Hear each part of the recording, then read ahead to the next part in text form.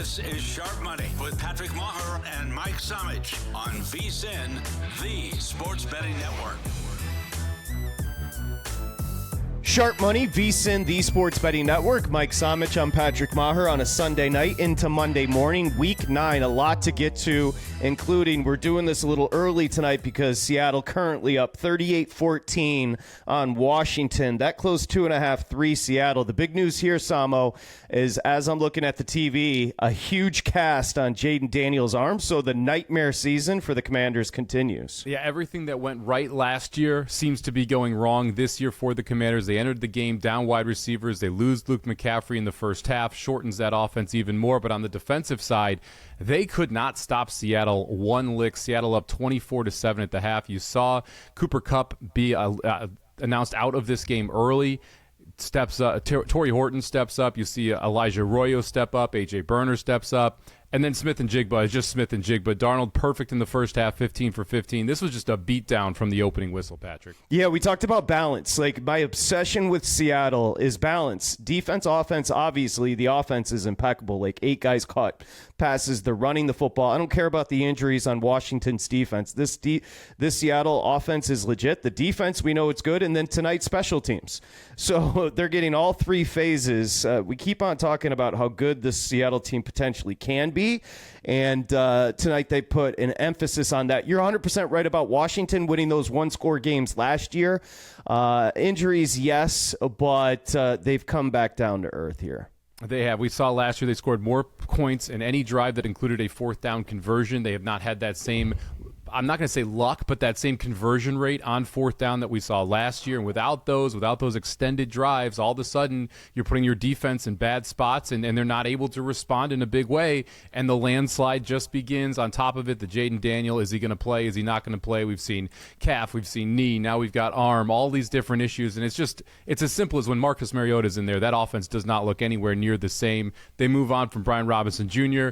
I bet they wish they had him back after Eckler left as well. Just a train wreck of a season for the Washington Commanders, one they're going to want to forget. Sharp Money, it's the same formula. We run the board. There's so much to get to. The Steelers defense finally shows up. Bo Nix, they lead another fourth quarter comeback. Carolina into Green Bay. Allen over Mahomes, but let's start 4:51. Good place to start here. Chicago beat Cincinnati 47-42, and we don't really have much to discuss outside of the fact that there were over 1,000 yards put up between the two of them. This was a 14-point lead by Chicago with about 5 minutes to play. In under 2 minutes, it's erased, and an onside kick is recovered by Cincinnati. And then Colston Loveland with like a 40-. I mean, Cincinnati's defense is legitimately laugh out loud hilarious. Even the tackling on the game-winning touchdown pass from Williams to Loveland was amazing. So much to unpack. Yeah, look, we said play the Bears team total over. I'm going to rephrase that. Just play whoever Cincinnati's playing team total over at this point because this defense is just absolutely atrocious. It looked like they were going to play the reverse Uno card on themselves after giving up a 2-score lead last week. We saw the Jets get the 2-point conversion so they could win in regulation. The Bengals this week score, get the 2-point conversion, get an onside kick, score. They go up, and I was on ready, set, bet. I'm joking with Matt. They scored too soon. Like, you can't leave this much time on the clock when your defense is that atrocious. And lo and behold, Caleb Williams throws a pass to Colston Loveland, and he, as you said, just bounces off like 6 guys and then runs past everyone like no one wants to tackle him, ends up in the end zone, and we see just an improbable Bears win after they had snatched defeat from the draws of victory. They are able to somehow pull it out anyway. This is a Bengals team that's wildly entertaining, but very difficult to bet on or against because you will get a heart attack. 3 straight games now. We see the Bengals play just absolute instant classics. A couple Thursday nights ago, they kick a game-winning field goal after giving up a long touchdown to Freiermuth against the Steelers. Last week, they collapsed against the Jets. This week, they come all the way back against the Bears and then collapse. I am going to say this, though, Patrick. I'm not a Caleb Williams guy. Actually thought tonight. I thought today was very good. I mean, he ran the ball 58 yards or something like that. He had a few touchdown passes. He caught a touchdown pass. I mean, I thought he was actually pretty good in this game, and they ran out of running backs as well. Kyle Monangai, awesome in this game. Tremendous. 26 for 176. He looks like a more talented Pacheco, kind of runs in that same angry running style. Ironically, they're both out of Rutgers, but has that same angry running style. And he came in and did not miss a step with their regular running back out there. Caleb Williams did run for 58 yards. He had more opportunities to run where he just kind of didn't take off. I hate how he extends plays backward.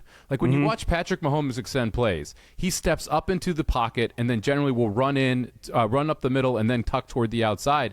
Caleb Williams turns his back to the defense, wheels outside, then a wheel back around. He just gets himself in trouble.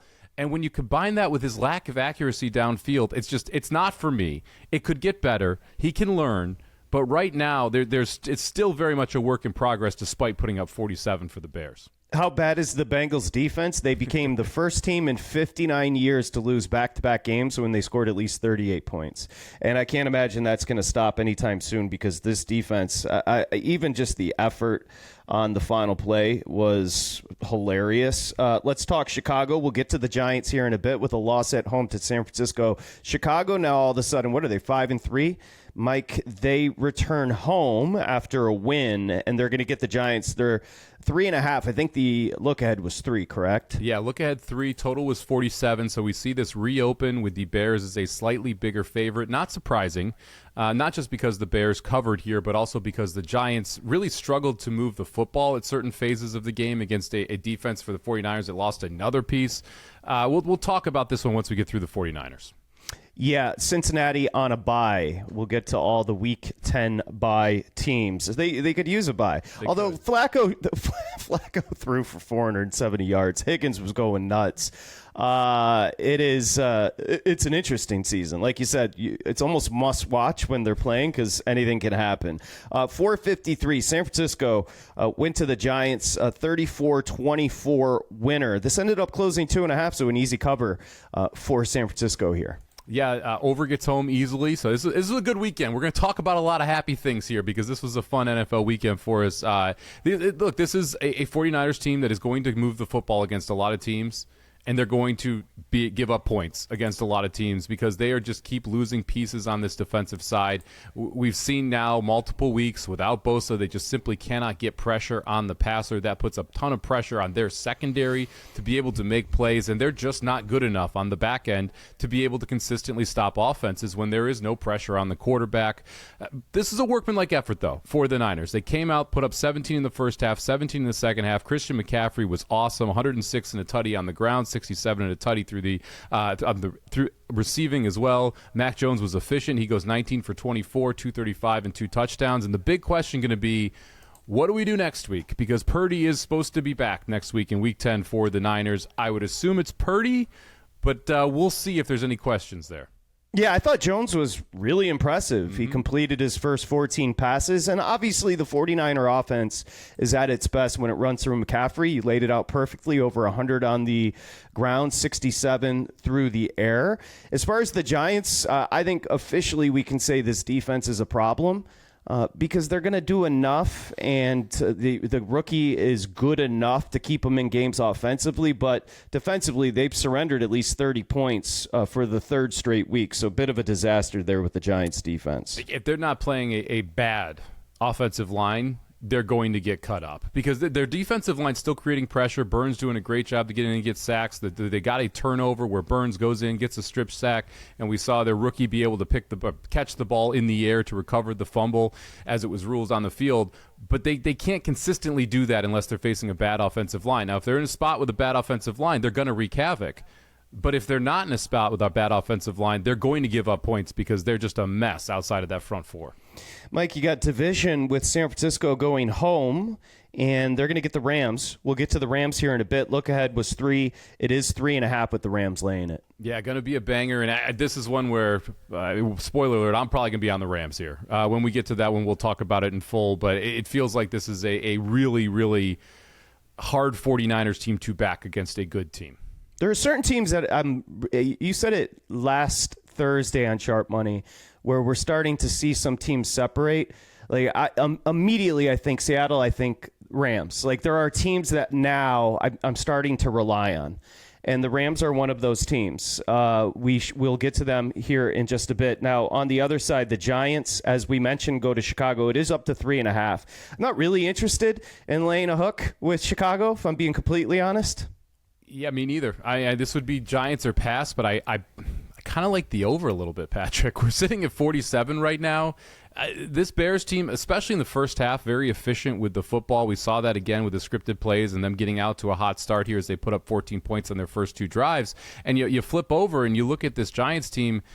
This Bears defense, I'm not sure what they do great. So it feels like the Giants should be able to have some success here with Jackson Dart running around, slinging it all over the place. And you got to think they're going to be aggressive just because they know they're giving up points. The Giants know they're going to. So the offense has to try and match in kind. So sitting at 47, I lean toward the over. 4:55. Atlanta was at New England, so a bit of a gut check for New England. Now, let's say this. Atlanta had an opportunity. They missed an extra point to tie it up, potentially force overtime. Honestly, I watched pretty much all of this one, and I was pretty impressed by both teams. I thought Atlanta's defense played really well. Drake London caught every single thing thrown his way. And New England, the quarterback is going to make bad decisions at times, but he's awesome. It was a gut check game for New England. They come out with a 1-point win over Atlanta. Yeah, the offense was absolutely humming in the first half for New England. They put up 21 of their 24 points in that half. And then you see the Falcons start to kind of grind it back. You mentioned the one big mistake by May, a fumble where he gets stripped. One of those where he's got to learn to just protect the ball, but not something that long-term I'm all that concerned about. Still has a phenomenal deep ball, able to push the ball down the field. We saw Henderson get in here as the lead running back for the first time. He goes 14 for 55. He was okay, not as explosive as I think some people would have liked to see.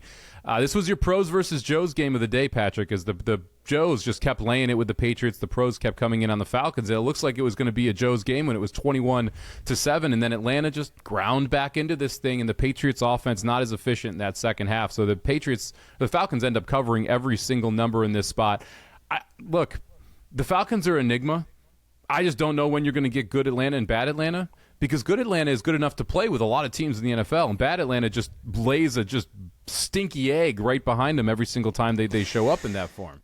They lose by a point against a team that's just won 6 straight, and they went Atlanta 1 for 10 on third downs. Like, they just kill themselves. Mm-hmm. This is a game that was there for the taking. I don't like the coach. One thing I will say about May, spreading the ball around. Again, 6 straight wins, 4 different receivers caught 3 or more balls. So that's pretty impressive for a second-year kid spreading the ball around. Can't really kill either team coming out of this one. It was a good game. I didn't upgrade or downgrade either team here. Just kind of stayed flat off of this. And I did not downgrade Atlanta as aggressively as some people did in the market. And I upgraded them slightly with Penix back and Cousins out. So I didn't feel like I needed to make a move here. I am going to keep a very close eye on this Patriots team, though. We are 4 days away from the trade deadline. If they could go out and get like Waddle, who is apparently on the block. We'll see if they actually want to move him and if they want to move him in division. But if they could go out and get a top-tier wide receiver to be across from Diggs, that would make a big difference for them and for Drake May, their young quarterback. Yeah, Diggs had a big catch, as I remember when the game was on the margins. Berlin. So have fun, Atlanta and Indianapolis. The Falcons and the Colts are going to travel to Berlin, Germany, and Indianapolis. I think the look ahead was a full 7. It has dropped down to 6. Yeah, look ahead was 7. They're 6.5, 6 in the market now. And no surprise here. The Colts got downgraded, and we'll talk about that Colts team, which was one of the more I'm not going to say the Colts were disappointing. I was shocked by the Steelers. Team of the day. I don't even think it's close. Don't know where that came from. Never saw it coming, to be honest with you. I got egg on my face as the Colts turned into a pumpkin. Happy Halloween. And we'll get to the Equinox there, VSiN for Maddie. New England heads to Tampa Bay. So, again, Tampa Bay chilling. They are going to be coming off their bye. And I believe the look ahead was 1.5. And now I'm looking everywhere has Tampa Bay 2.5. Yeah, again, not overly surprised just because this New England team did struggle a little in the second half there. This is an important game for the Pats, man. Like they don't have a lot left. It's Jets, Bengals, Giants. Then they have Bills, Ravens, and then it's Jets, Dolphins to close out the season. So we're not going to see a high leverage game from this Pats team, essentially from that Bills game until the next time they play the Bills outside of this road trip to the Buccaneers. It's a Patriots team that is absolutely on fire right now. I want to see what this young team does when they've got to go on the road, have to go to play a very good opponent when they're on a hot streak. This is going to be one of those things where the Patriots are going to tip their hand. Are they actually a team that can contend in the AFC and go down and take care of business, or is this a team that's a nice story that's going to make the playoffs but is still a year or two away from actually being a legit threat? Yeah, I like the way Tampa's defense is playing as well. It's a huge opportunity and test for May and New England, having won 6 straight. Incredible. Next up, 4:57, Indianapolis at Pittsburgh. So Pittsburgh, a 27-20 winner. I couldn't have been more wrong. Indianapolis closed 3, and it took 9 weeks. So let's give Daniel Jones and that offense credit. But finally, it struck midnight on Jones and the Colts. They played perfect football this year until they didn't. They gave the ball away 5 times, including 2 times in the fourth quarter. And the difference in the game, the Steelers ended up getting 17 points off those Colts turnovers. Yeah, this was one of those games where you kind of watch the first quarter and you're like, oh, well, this is exactly what we thought. 3 and out for the Steelers, touchdown for the Colts, 3 and out for the Steelers. You're like, all right, this is going to go perfectly. The Colts are going to absolutely run them. And then after that, it was the story of the front 4 from this Pittsburgh Steelers team. A front that we have said, what's going on, guys? Like 2-3 weeks in a row now, we're just crushing the Steelers defense because the secondary is not good if you do not get pressure on the quarterback. Well, JJ, we got Watt with the strip sack. We got Highsmith with the strip sack. Everyone. I mean, everybody just in the backfield constantly. And Daniel Jones, look, when you get him under that type of pressure, it's going to be a problem. We saw multiple interceptions, multiple fumbles from Daniel Jones, and it was because of the pressure Pittsburgh was able to put on them. When we talk about this Colts offense, we talk about how you've got this offensive line that can protect Jones. You've got complementary pieces on the outside. You have a very good running back. When the offensive line doesn't work, it kind of breaks Daniel Jones and the running back, and that's what we saw today. A Pittsburgh team that simply won at the line of scrimmage, and that defense dominated all day. 27-20 isn't even close to what this actually was. No. This was more of like a 27-10 game, and we saw the Colts be able to get a little bit of life late, but it was never this close. And they laid the blueprint for beating the Colts, and that is bottling up Jonathan Taylor, which then puts all the focus on Jones. Taylor, 45 yards. So it wasn't just stopping the run for this Pittsburgh defense, but it was also, as you mentioned, getting to the quarterback, busy hands all over the place. Mike and I, we love horse racing, and down at Gulfstream, there was a shady character that was called the Juice Man. And I don't know who the Juice Man was in the Steelers locker room, but those defensive players for the Steelers were not the same that we've seen the rest of the season. They looked like they were in fast motion. Cam Hayward Cam Hayward had a players-only meeting. If only the players-only meeting always went this well, because I don't like you said, I don't know where this came from. Like, it was just ridiculous. We got Joey Porter Jr. with a sack, T.J. Watt with a sack, Highsmith had 2, Benton had a sack. You had Cam Hayward in the backfield all day long, 5 sacks, 6 quarterback hits. It just completely disrupted this wildly efficient Colts offense, and you just kind of hat tip to the Steelers. The question is, what are we going to get next week, Patrick? Is this the Steelers defense we now should expect, or is this a one-off? And that's where this is really going to boggle my mind from a betting perspective, because I don't necessarily believe this is the Steelers we're going to get every week. Well, we're going to get a good answer because they're going to head to here in Los Angeles and take on the Chargers. Now, we'll get to the Chargers and what's happening with Alt. He kind of seems to be the key.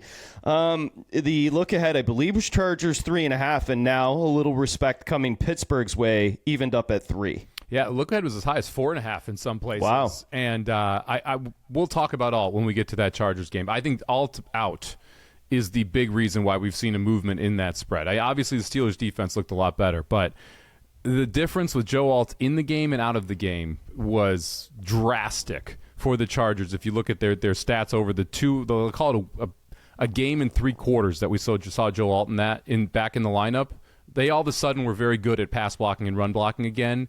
Without him, and now this vaunted Pittsburgh front that seems rejuvenated, not a great spot for the Chargers. Try not to overreact, but right now the number looks good with the Steelers. I almost texted you. I was laughing out loud how well the defense was playing because I was not a believer for 8 weeks in this team, the Steelers. Well, they gave you nothing to believe in. This literally came out of nowhere. It felt like that defense was washed. I guess they heard all of the comments and decided to show up. And now, again, the question is, what's the Steelers moving forward? Is this front four going to create havoc every week? Because if you can do it against the Colts, you can do it against anybody. Or is this a one-off situation where it's just, well, we cared this game?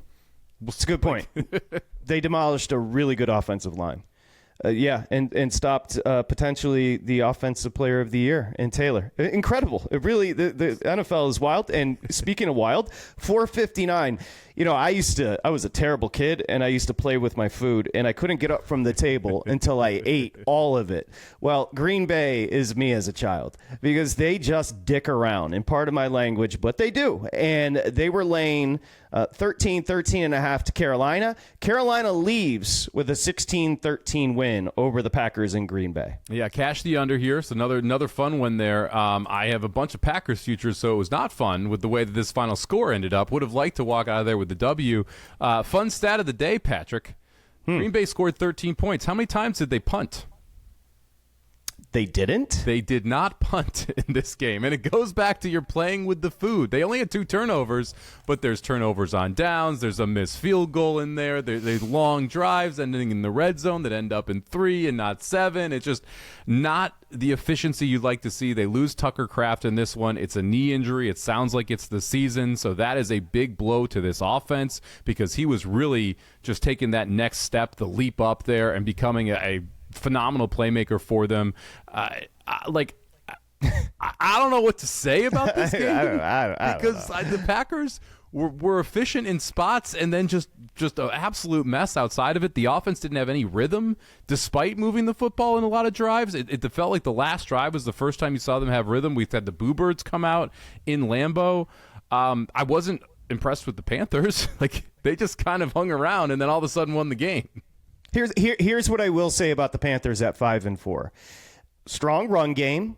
Dowdle was awesome again, 130 yards. And we would agree the defense, while it wasn't amazing today, has progressively gotten better as the season is. So they can run the ball and they can defend a little bit. I don't know if it's time to take them serious, the Panthers. But they did just beat. It's so funny because we're talking about New England. They looked as bad as a team can look in New England, and then they just went to Green Bay and walked out with a W, Carolina. Here's the thing. Bryce Young was 11 for 20, okay, for 102 yards and a pick. How did the Packers lose this football game? They didn't. You know what? No, but you're laying it out perfectly. This is more indicative of the Green Bay Packers. Exactly. This is more of a Packers loss than it is a Panthers win. Yeah, I would agree with that. Let me take a look and project ahead as you've got next Monday night, Green Bay staying home and hosting the Eagles. You can grab me the look ahead, but I think the number right now everywhere is Green Bay 2.5, and I think the look ahead was 3. It was the full field goal on the look ahead. So we have seen the half point shaved off for the Packers here. Eagles on bye this week. So you got the Packers playing the second game at home after, a sleepy spot today against the Panthers. And that game is also, I believe, the Monday Night Football game as well. So you're going to have a primetime game in Lambeau off of this game with the Eagles coming in off the bye. It's going to be a phenomenal football game if we get the real Packers to show up for 60 minutes, which we have not seen since week 1 against the Lions. Well, we talked on Thursday's edition of Sharp Money. It's injury season, and a very key injury for the Packers is Tucker Kraft. Yeah, he was the one reliable piece of this offense. And that's outside, I guess, Josh Jacobs, where you needed – we always talk about this group of wide receiver 2s in Green Bay, and someone needs to become the wide receiver 1. Well, Tucker Kraft kind of became that wide receiver 1 in the Trey McBride style, right, or the Brock Bowers style, where he's going to get his game in and game out, and then you just need the contributions from these wideouts. Without him out there, Musgrove, who's a fine tight end, a lot better than a lot of teams' tight ends, but he's not Tucker Kraft. And Christian Watson just isn't the one that they want him to be. And Romeo Doubs isn't the one they want him to be. And Golden has just not been what they were hoping for in his rookie season. So now it's a question again in Green Bay of what pass catcher is going to consistently step up for them. It's an unanswered question for the last 3 years. So the sports equinox is here, and I'll tell you one thing, not just with the NFL, Opta AI, when you become a VSiN Pro, it's a AI modeling situation for props, and it's great with the NFL, but it's been killing it in the NBA as well. You can sign up right now, get full VSiN Pro access, including Opta AI, access to everything we do for $120. All you have to do is go to vsin.com/subscribe. vsin.com/subscribe. You're going to get everything we offer. Make sure you check that out. So we mentioned Philly is at Green Bay. Carolina, Mike, is going to be hosting New Orleans. I guarantee this jumped off the look ahead. You can give me the look ahead, and I'll tell you right now, it's mostly 5.5 in the market with Carolina laying it at home hosting the Saints. Yeah, this was 3.5. So we did see a big move toward the Panthers here, both off the Panthers win and the Saints performance in Los Angeles. Total sitting at 41.5. It is hard to back the Panthers as this big of favorites, Patrick. But I don't know if I want to take it with the Saints and what I saw from Shuck today either. Another important trade deadline game.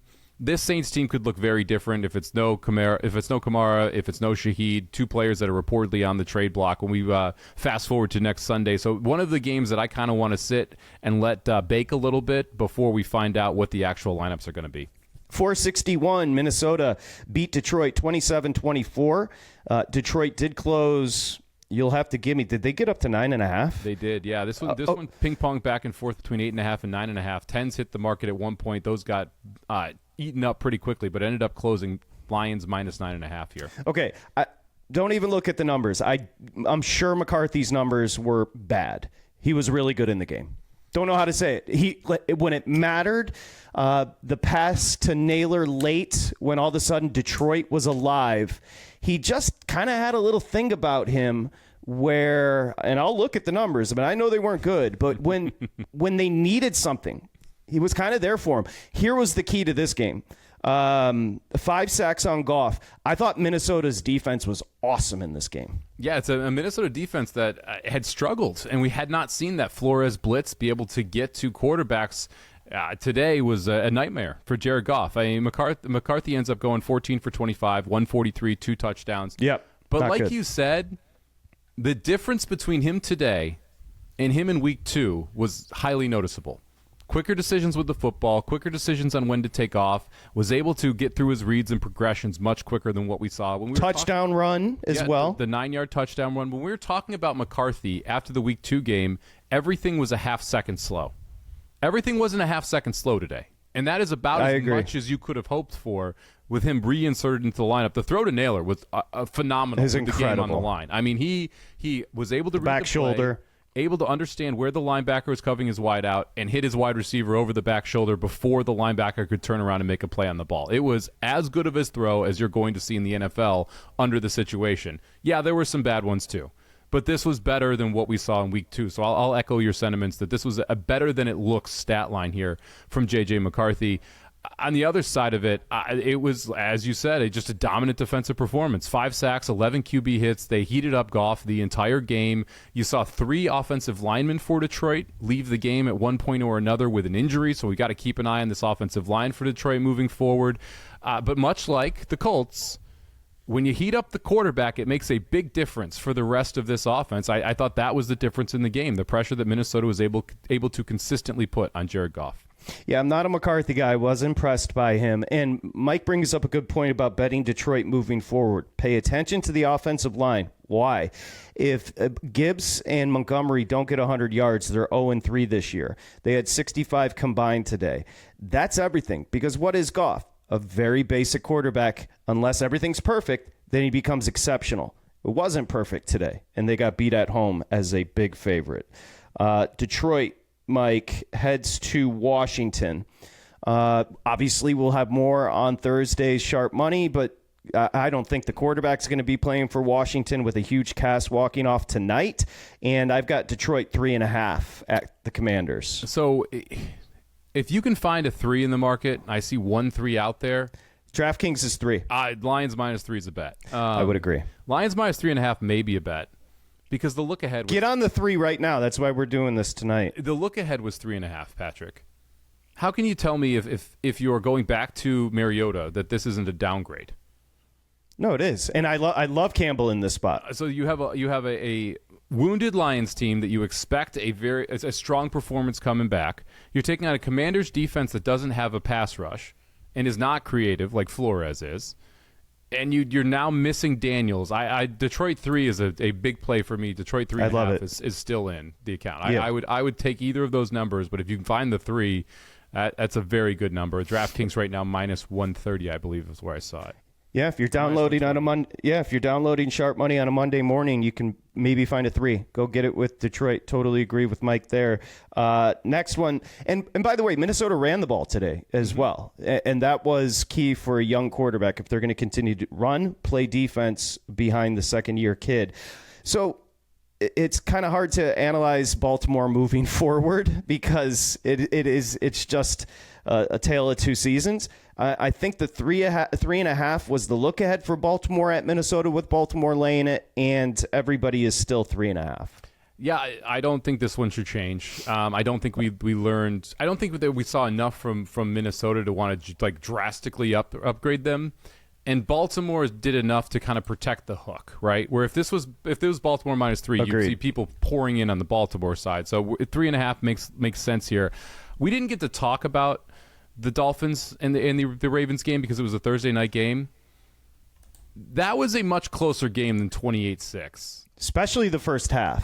The Dolphins made a lot of mistakes, or else that would have been a very close football game, Patrick. They were moving the football, and I wasn't overly impressed with the Ravens' offense. Now, it's Jackson's first game back. I assume he'll get better as we go along here. As he gets healthier, he'll move better. But Miami was in that game like for a long, long time, and if they didn't make mistakes that really botched the end of drives for them, they could have beaten Baltimore on Thursday night. And I know the scoreline doesn't look like it at all, but there were multiple pivotal plays to end drives that were just a train wreck, specifically talking about the 4th and 2 fade to Achane in the corner where it's like everyone looks like they're on a different page.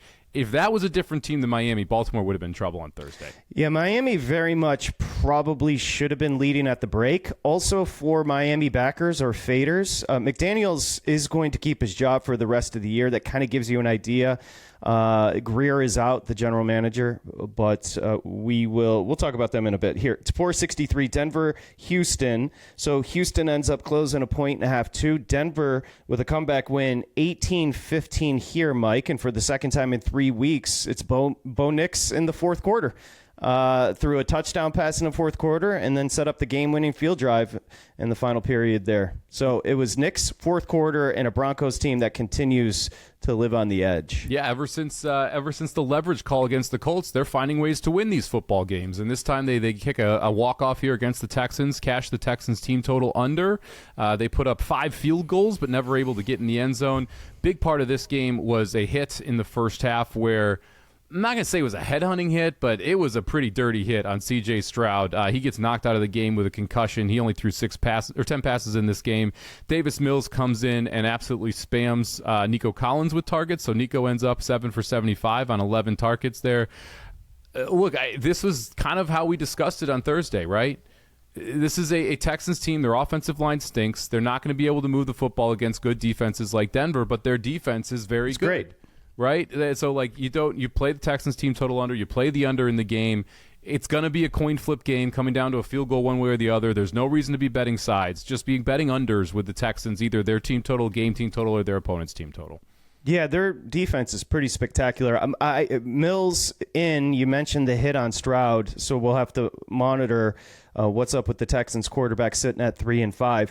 Thursday, so Denver quickly, they travel from Houston back to Denver, and Vegas is going to come to kick off Week 10.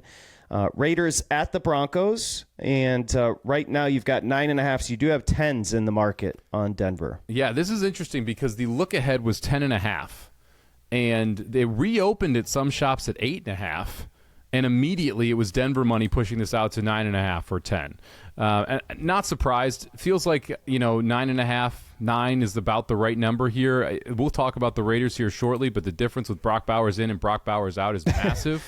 It feels like this Denver team's going to be able to shut down this Raiders offense, though, and so then it's a question of what can we expect from the Broncos offense against the Raiders defense.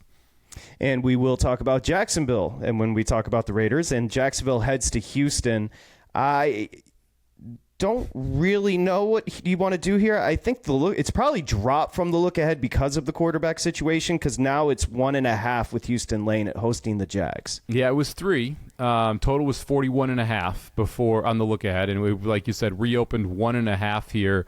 Checking the total real quick. Total reopens at 39.5. Sub 40. Yeah, like, it makes sense. Mills is definitely a downgrade from C.J. Stroud, although, again, I don't mind these backup quarterbacks who are like, you know what? I'm just going to take 3 steps and throw it to my best receiver. I don't care if he's covered. Like, let's just see what happens if I spam Nico Collins. Probably better than if you hold the football for another second and a half and wait for someone to try and get open. So, I don't...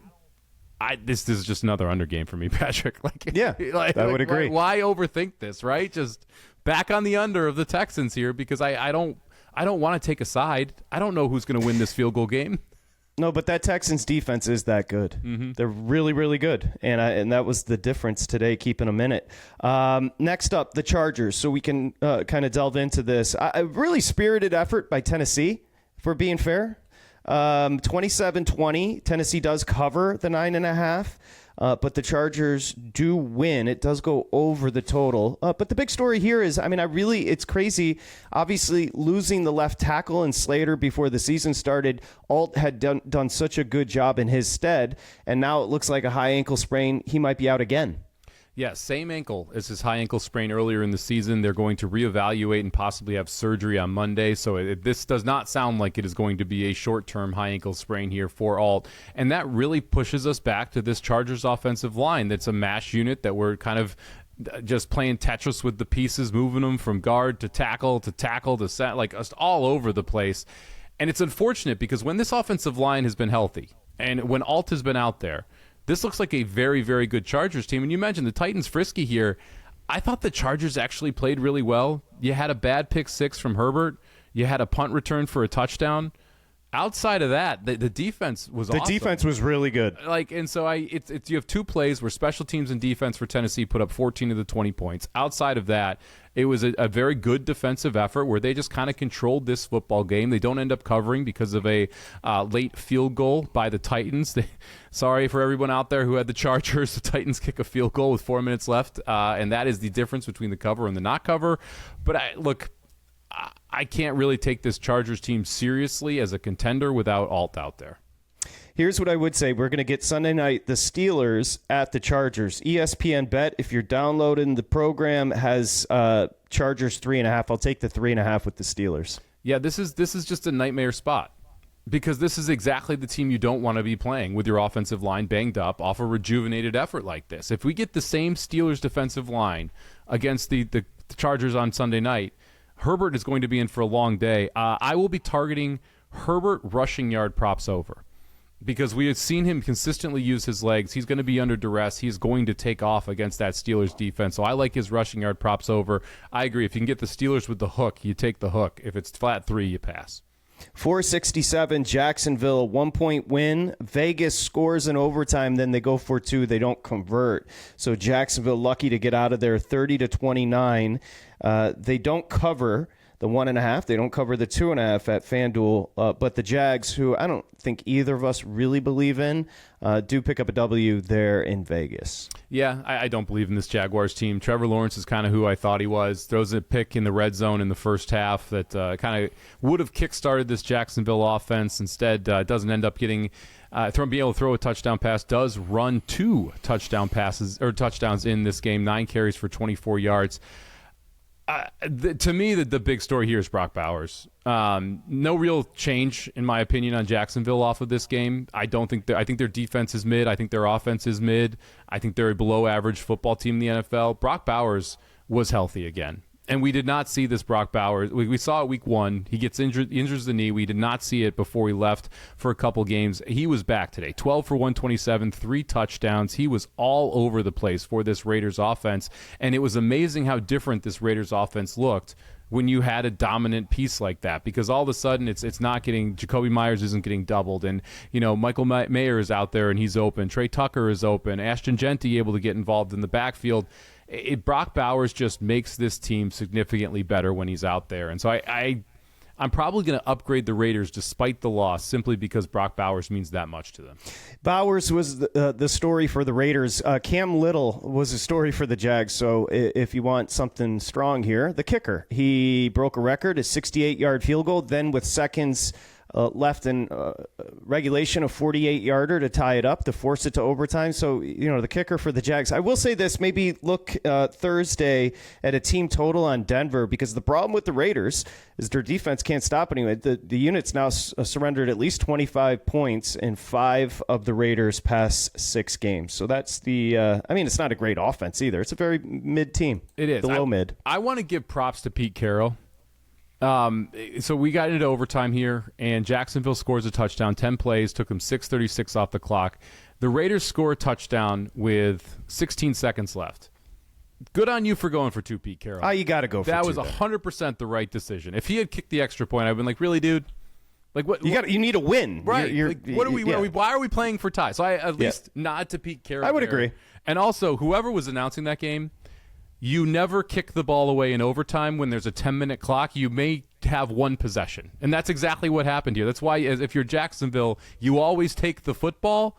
So if it goes touchdown, you get the ball next. Like, it doesn't make any sense to kick it away in overtime. So please stop. Announcers out there in the NFL, do not say that. Thursday, Raiders at Denver. We talked about that, 9.5, 10, 42 and a half on the total. Anything jump out there? No, it's a big number for Thursday night, Patrick. Like if the 10.5 were still out there, I'd probably be a Raiders backer here. Not having Surtain, it may matter here in this spot just because you kind of are forced to cover Brock Bowers with multiple players, and so all of a sudden you're going to have single coverage on both wide receivers on the outside. But the pass rush should still be able to get home. At 10-9 isn't enough for me. It would be Broncos, or it would be Raiders or pass, but I need the hook. Yeah, I think you'll see a good game. I don't know why. I think the Raiders may play well. I think that's a little too steep. Then we talked about with the Raiders, Jacksonville. So Jacksonville's at Houston. Again, we got to wait to find out what's happening with Houston in this injury report. I would be surprised if C.J. Stroud is out there. For some reason, over money came in the market this week, Patrick. I don't like. We were talking about this total at 38.5. It closed 41.5. People just come like I guess is because Pat Surtain was out, but I don't understand why this thing got bet up 2.5 points. It was never an over game with those two defenses and without an offensive line in Houston. I'm just going to be on the under. In Houston games, I like the under.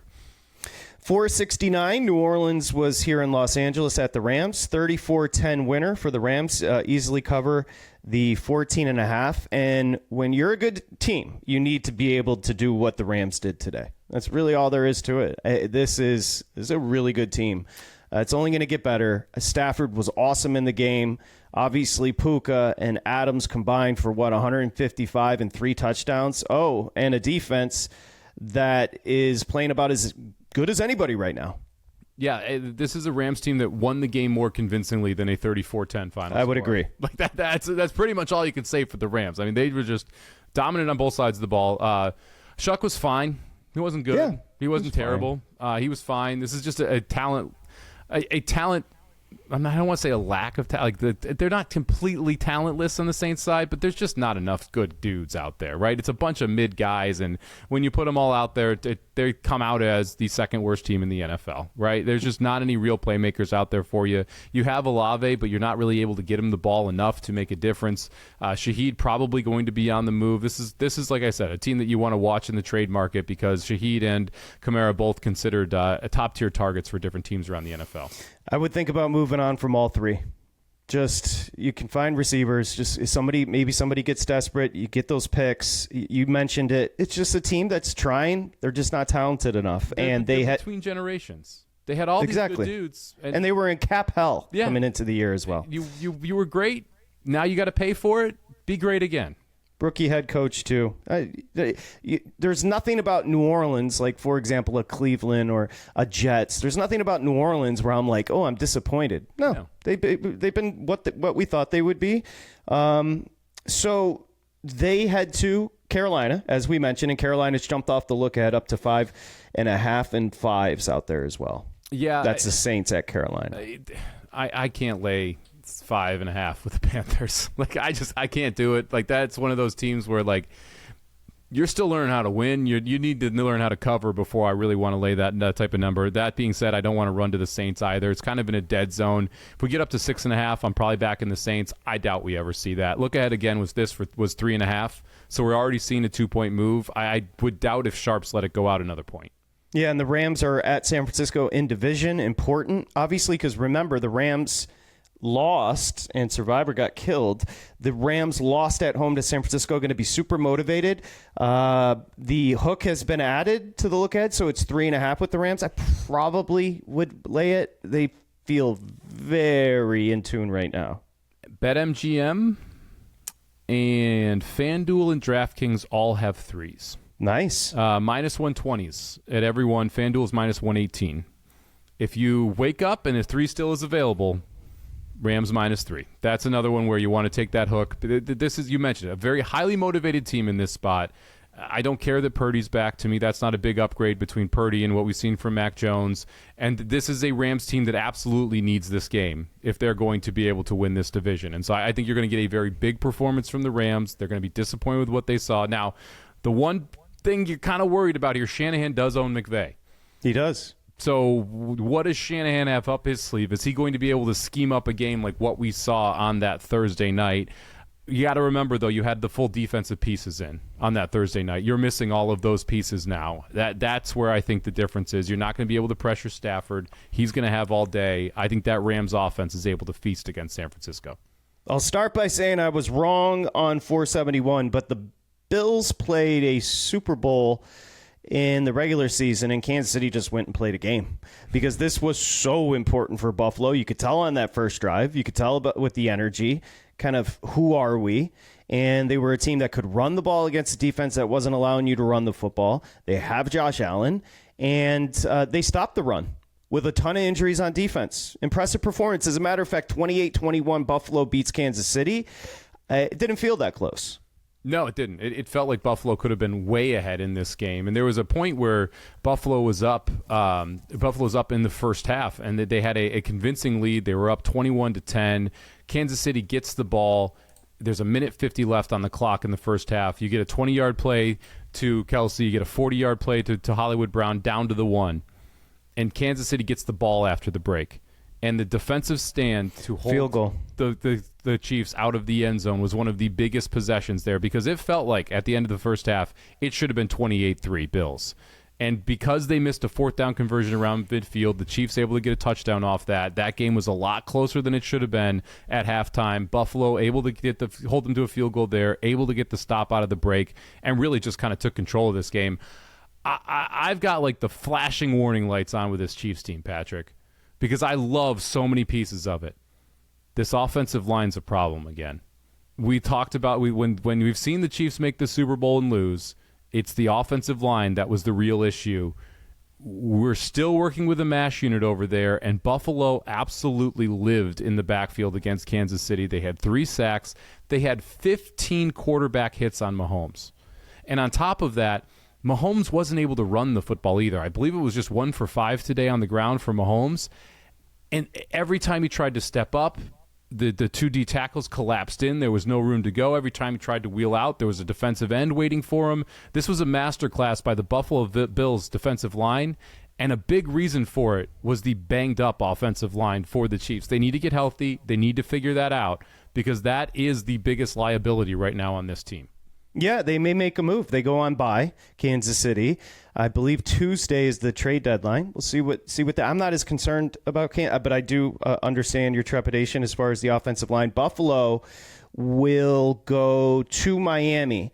What did Baltimore close on Monday night? 7.5? Monday night or Thursday night? Thursday night, 7.5? 7.5, yes. So Buffalo is 9.5 at Miami next Sunday. Hey, Buffalo owns Miami. Let's start out with that. As a Dolphins fan, I can tell you that much. It was 8.5 on the look ahead. We're at 9.5 now. I think the point move is teaser protection in a lot of ways from the books. We're like, hey, we don't want a bunch of Bills liability on teasers here. At the same time, the difference between 8.5 and 9.5 not huge. Man, It's probably Bills or pass for me. Yeah, it's probably Bills or pass. But I'm not running to the window at the current number. Yeah, they do kill. It does feel like a team after that Kansas City win, and almost like that Atlanta loss was about as embarrassing as it gets. And it's like, who are we? And they showed up. I will say this: I would be more likely to bet the Bills if the Dolphins sell. If we see Waddle move, if we see Phillips move, if we see Chubb move, it's not just the players you're losing; it's the mentality of the locker room. A locker room that we already know is hanging on by a thread to their head coach. If the team then says, hey, we're not even trying anymore, you may have an effort issue in Miami. It's a great point because we talked about it being injury season, but it's also organization lets the locker room know what the rest of the season is about season. Yep. And that will happen coming up this week. So it's important to pay attention to that. It's a great point.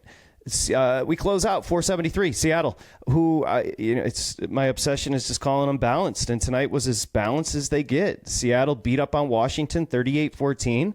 I don't even want to make this about Washington being bad because I thought Seattle was that good. And all three phases, offense, defense, and special teams, they were exquisite. They were awesome. Sam Darnold was awesome in the first half. This offense was just electric, throwing the football. This was a Seahawks team that did not have all their pieces on defense, and we're still able to do this as Love goes to the IR before this game, so he's going to miss 4 weeks. They lost Josh Jobe in-game as well. This is just a really impressive defensive line. Like, what we're getting up the middle from Byron Murphy and Leonard Williams is awesome. Like that just kind of sets the tone for the rest of this team. It makes it very hard to run inside against this team. It means you're getting pressure from the middle as well as from the outside, and it sets up a really good secondary. There's only a couple teams in the NFL that have a very good pass rush and a very good secondary. This Seattle team is one of them. They have one of the best defensive coaches in the NFL leading the way as well. And then this offense is, you like to say, it's just a balanced team. Just a team that at every phase is good. And if you're not going to be able to heat up Sam Darnold, it's funny because we talked about Goff, we talked about Danny Jones over there with the Colts. If you heat him up, you can get the bad version. If you can heat up Sam Darnold, maybe you're going to get a bad version. Washington tried. They blitzed like crazy, and Darnold just picked them apart. So if you're going to get Sam Darnold to play like this is one of the best teams in football.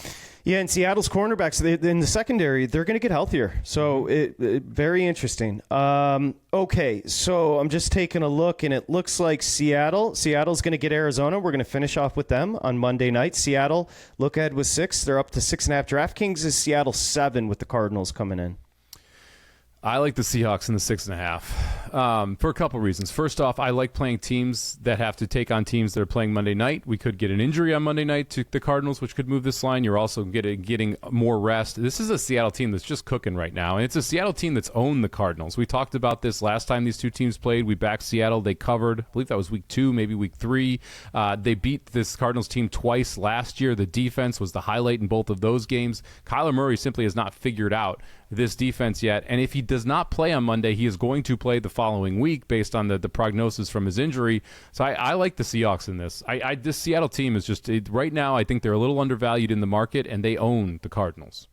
And Detroit's at Washington. We both agree if you can find a 3. If you're listening to us early in the week here on a Sunday night into Monday morning, I like Detroit 3 at Washington. Yep, I agree with you. Give me the lines if you can get the 3. Okay. We close out Sharp Money's Sunday into Monday episode with Arizona at Dallas and to close out week 9. Dallas is 3 everywhere. Actually, DraftKings is 3.5. It's a 53.5 on the total. Yeah, expecting points here because Dallas is involved. Good offense, bad defense, which makes a fun game. We will see if it's Brissett. We're expecting Brissett tomorrow night. That is what we're hearing is the plan from the Cardinals side of this. I like props here specifically. I like Arizona Cardinals receiving props in this spot. I want to target this Cowboys secondary as much as I possibly can. Trey McBride currently sitting at 70.5. Give me the over there. Marvin Harrison Jr. 57.5. I will take the over there as well. I think this is a offense that's when it's led here by Brissett. We have seen a much more efficient, much more, I'll say, grown-up style offense where it's not so much out of rhythm. It's more of what the design play is, and we're seeing the ball get out on time. That's what the Cowboys really struggle to defend. It feels like you're going to see the Cardinals be able to do what they want through the air here in this spot. I'm not sure what to expect from this Cowboys offense. I think they're going to move the football. I think that's one thing we can be sure of, is that they're going to score points. They're just going to give up as many. Yeah, see, I was really disappointed against the Broncos effort last week, and that's true. That's what I still have in my mind, because that was just. You saw them against the Packers, and they were able to move the football despite the Packers' pass rush. They fell apart in the face of pressure last week. Now, Arizona cannot rush the passer in the same way that Denver can. So you would assume you're going to see the better version of Dak Prescott. If that's the case, you can look at Lamb stuff. This is one of those games where I don't want to lay 3.5 with Dallas. So it's either Cardinals or pass for me, because Dallas's defense, I'm not laying over a field goal when I've got that defense tied to whatever offense it is. And on the other side, to me, it's like we're just going to see points here. I don't necessarily want to go to the over. I'm more looking for yards, and that's why I'm leaning toward props in this spot. Yeah, McBride is who I had written down as well, with his receiving yards as a security blanket there for Brissett. I'd love to bet the over, but once you start getting up in you can't give away any possessions once you get up into 53.5. I will say, if you want a fun one here, go to the special teams props, which I know not everyone wants to get involved in special teams props. Longest field goal made over 52.5. I lean toward the over there. And team to make the longest field goal. You can get Cowboys. So that it's no field goal made, Cowboys or Cardinals. You can get Cowboys at -105. Give me Brandon Aubrey over Chad Ryland for a longer field goal in this game. All right, let's get out of here. We'll be back on Thursday. I would say two themes. One, the Steelers, shockingly good. And then two, I wrote down NFC North. Packers are even money. Detroit's +130. They both lost today. Chicago's 11-1 and Minnesota's 14-1. They won today. Yeah, I wrote down the Wests are the best two divisions in football. Give me the Chiefs, give me the Broncos, give me the Chargers. On the other side, give me the Seahawks, give me the Rams, give me the 49ers. Those are the best two divisions in football right now. And specifically the NFC North is lost today. Put a little turmoil. We talked last week about how the cream was rising to the crop, or cream was rising to the top. Took a little bit of a setback today, Patrick. Yeah, I would have a couple losses that you kind of scratch your head on, specifically the Packers and the Lions. Like, what are we doing, guys? So the two Western divisions probably going to represent 6 of our 14 playoff teams. We're past the midway point in the NFL season, so bettors, pay attention to the injuries, and also, as Mike said, organization's philosophical approach moving forward with the trade deadline coming up. That matters when betting. Samo, have a good Sunday night into Monday. Thank you to Matt Deutsch as well. It's VSiN, the Sports Betting Network, and this is Sharp Money. Get it wherever you get your podcast. We'll see you Thursday.